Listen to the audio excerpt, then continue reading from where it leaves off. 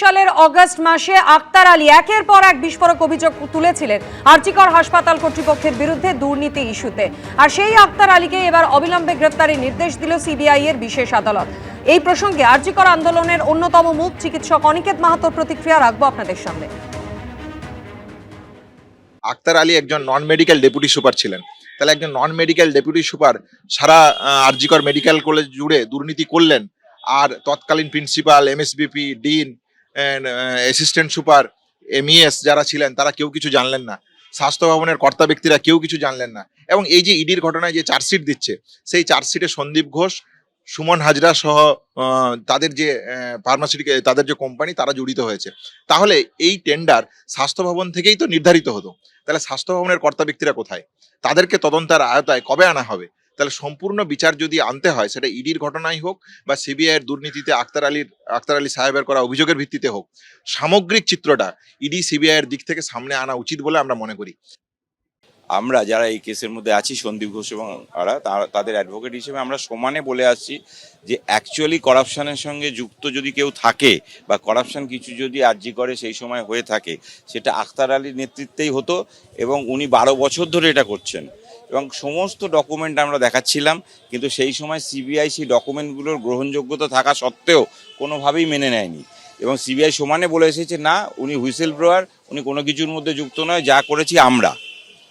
Honourable court যে অবজারভেশনটা দিয়েছেন তা থেকে দেখা যাচ্ছে যে আমাদের যে বক্তব্য সেটাই মান্যতা পেয়েছে। নন অ্যাভেলেবল ওয়ারেন্ট মানে যখনই অর্ডার হয়ে গেল তখন থেকেই at any point of time.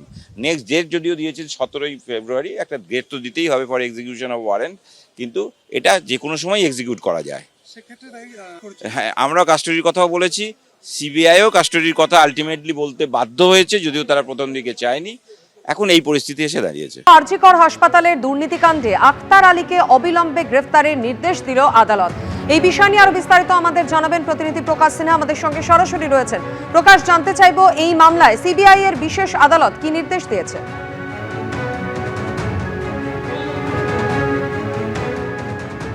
দেখো, আক্তার আলী তুমি জানো বারবার আরজিকর দুর্নীতি মামলায় এই নাম সামনে এসছে এবং তাকে কিন্তু সিবিআই এর তরফেই দাবি করা হয়েছিল যে তিনি নাকি হুইসেল ব্লোয়ার, তিনি গোটা এই যে আরজিকরের দুর্নীতি তার হুইসেল ব্লোয়ার হিসেবে তিনি কিন্তু দুর্নীতি সামনে নিয়ে এসছেন।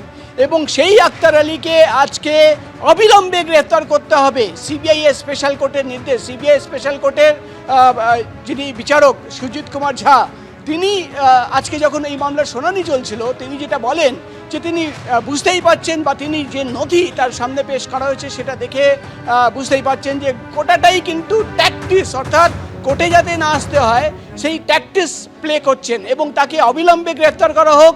তার বিরুদ্ধে নন বেলেবল অ্যারেস্ট ওয়ারেন্ট ইস্যু করা হয়েছে। এবার দেখার বিষয় হবে সিবিআই তাকে কবে গ্রেফতার করে। আমরা আমাদের সঙ্গে রয়েছেন সন্দীপ ঘোষের আইনজীবী সঞ্জয়বাবু, কোর্টে দাঁড়িয়ে আপনিও সওয়াল করেছেন। আপনি যেটা একটা খুব ইম্পর্টেন্ট পয়েন্ট বললেন যে 1.5 বছর ধরে সন্দীপ ঘোষরা 5 জন তারা জেলে রয়েছে, আক্তার আলী কেন ঘুরে বেড়াবে, কেন এই কথা আপনি বললেন?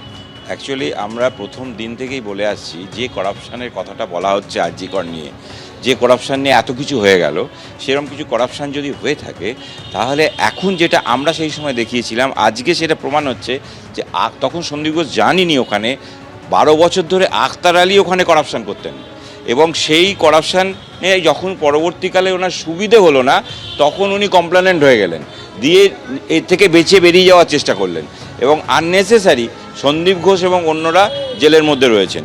সেই পয়েন্টটা আমরা প্রথম থেকে বিভিন্ন ডকুমেন্ট দেখিয়েছি, সিবিআই মানেনি, তার জন্য বিচার প্রক্রিয়া শুরু করা সম্ভব হচ্ছে এবং বিচার প্রক্রিয়া থমকে ছিল এবং উনি বিভিন্ন অজুহাতে কোর্টকে অ্যাভয়েড করছিলেন। এরপরে যখন সিবিআই বাধ্য হলো আমাদের এই সমস্ত এভিডেন্সের পরিপ্রেক্ষিতে তাকে আসামি করতে, তারপর থেকে উনি আর আসছেন না। হাইকোর্ট আক্তার আলীর আইনজীবীর তরফে কি তথ্য পেশ করা, তিনি কি বলেন? আজকে একটা হাইকোর্টের রিজেক্ট হয়ে গেল অ্যান্টিসিপেটরি বেল, এরপরে আজকে না এসে আবার 2টো মেডিকেল ডকুমেন্ট দিয়ে বললেন যে উনি হসপিটালাইজড, সেই জন্য অসুস্থ, আসতে পারবেন না। কোর্টের অবজারভেশন হলো এই মেডিকেল ডকুমেন্ট ইন্সপায়ারিং নয়, এটাতে আমার সঠিক মনে হচ্ছে না।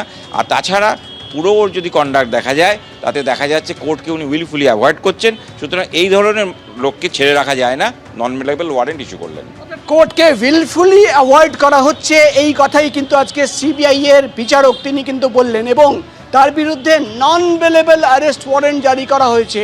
এবার দেখার বিষয় হবে যে সিবিআই হাওড়ায় যে নার্সিংহোমে তিনি ভর্তি রয়েছেন সেখানে কবে যায় এবং কবে আক্তার আলীকে কোন সময় গ্রেফতার করা হয় সেটাই কিন্তু এখন দেখার বিষয়, যেহেতু সিবিআই স্পেশাল কোর্টের তরফে তার বিরুদ্ধে কিন্তু নন বেলেবল অ্যারেস্ট ওয়ারেন্ট জারি করা হয়েছে এবং সিবিআইকে নির্দেশ দেওয়া হয়েছে যে অবিলম্বে আক্তার আলীকে গ্রেফতার করা হোক। মাধুরী। ধন্যবাদ প্রকাশ। অন্যদিকে বিজেপি বিধায়ক অগ্নিমিত্রা পালের মন্তব্যকে কেন্দ্র করে বিধানসভায় একেবারে তুলকালাম পরিস্থিতি। ঠিক কি পরিস্থিতির সৃষ্টি হলো, কি কারণে এই অগ্নিগর্ভ পরিস্থিতি বিধানসভার অন্তরে, আরো বিস্তারিত আমাদের জানাবেন প্রতিনিধি উজ্জ্বল মুখোপাধ্যায় আমাদের সঙ্গে রয়েছেন। উজ্জ্বল, দেখো, সেটা হচ্ছে যে বাজেট নিয়ে আজকে বিধানসভায় আলোচনা শুরু হয়েছে এবং বাজেট বক্তৃতায় কিছু মন্তব্য অগ্নিমিত্রা পাল করেন। মূলত তার বক্তব্য ছিল যে মাদ্রাসা থেকে এক সময় ডাক্তার ইঞ্জিনিয়াররা বেরোতো, এখন দেখা যাচ্ছে মাদ্রাসা থেকে যারা বেরোচ্ছে তারা হাতে অস্ত্র তুলে নিচ্ছে এবং সংখ্যালঘু সংক্রান্ত বেশ কিছু বিষয় তিনি প্রশ্ন তোলেন। আমরা দেখতে পাই অগ্নিমিত্রা পালের বক্তৃতা শেষ হওয়ার সঙ্গে সঙ্গে ফিরহাদ হাকিম তিনি উঠে দাঁড়িয়ে প্রতিবাদ জানাতে থাকেন এবং তার বক্তব্য ছিল যে এই ধরনের মন্তব্য কোনোভাবেই বিধানসভায় করা যায় না। তিনি বলেন যে ভারতবর্ষের স্বাধীনতা আন্দোলনে সংখ্যালঘুদের যে ভূমিকা তা অস্বীকার করবেন কি করে, সমস্ত সংখ্যালঘুই ক্রিমিনাল না, এই নিয়ে তিনি চিৎকার করতে থাকেন। একই সঙ্গে তৃণমূলের বাকি বিধায়করা তারাও রীতিমতো উত্তেজিত হয়ে পড়েন।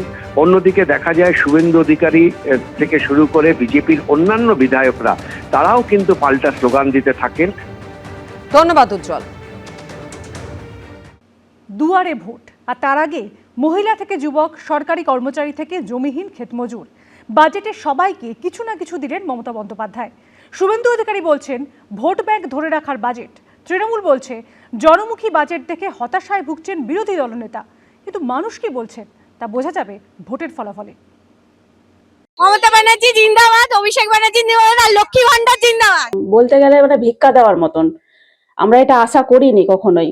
কেউ আনন্দে স্লোগান দিচ্ছেন, কেউ হতাশায় ডুবেছেন, কেউ জিন্দাবাদ ধ্বনি দিয়ে থামছেন না। কারো কাছে দিনরাত খাটার পর যে ভাতা পান তাতে সংসার চলে না।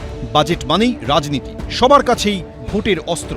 কিন্তু দিনের শেষে প্রশ্ন হলো, খেটে খাওয়া আম আদমি কি পেলেন, কতটা লাভ হলো? উপকার হলো সামান্য, এতে তো আর সেরকম উপকার হলো না কিছুই। সেখানে যদি আমরা একটা কাজ পেতাম সেটা আমাদের অনেক উপকার হতো। এটা বলবো যে আমার 1000 টাকা তো আমার মেডিসিন আসছিল, তো আমাকে বাড়ির থেকে দিতে হচ্ছিল আরো কিছু পয়সা, তা একটু দিলেই আমার হয়ে যাবে।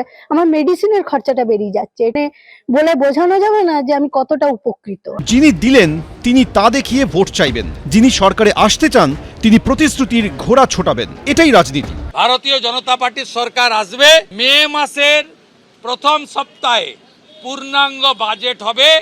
সেই বাজেটের দিশা হবে মহিলাদের অর্থনৈতিক সশক্তিকরণ এবং শিক্ষিত বেকারের কর্মসংস্থান। শুনুন, जो करते हैं ना बोलते नहीं है, आज जो बोलते हैं वो करते नहीं है, बोलते झूठ करते लूट।